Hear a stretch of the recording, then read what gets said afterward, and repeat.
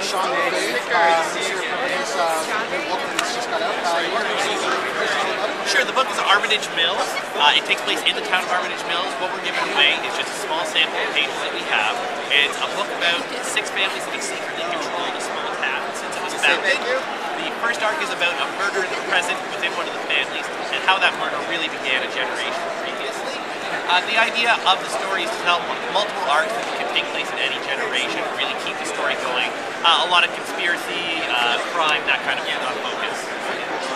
So how have you found, like, I guess, not only the con itself, but like just in general, because you do have a lot of your stuff up online, how have you found, what's your approach, I guess, to getting it out there and exposed to it? Sure, right now, we are soliciting some publishers, anyone that will take an open submission.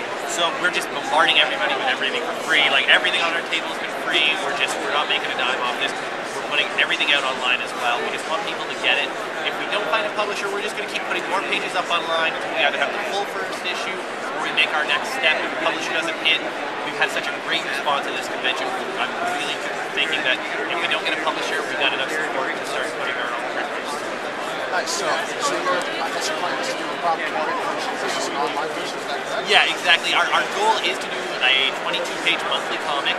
We would like to do each one as a solid set of arcs. So the first arc would be seven issues with a small hiatus between arcs so that we have time to get ahead on the art, to kind of seal each chapter as its own story, because each story will have its own theme, each story will have its own ideas. You know, just like every book has a different story, we want to examine using different facets of the same town, of the same families, to really tell different kinds of stories. So our goal is to get it printed, and we would like to print it ourselves if we don't get a publisher, but that's how we do see it, is more traditional monthly.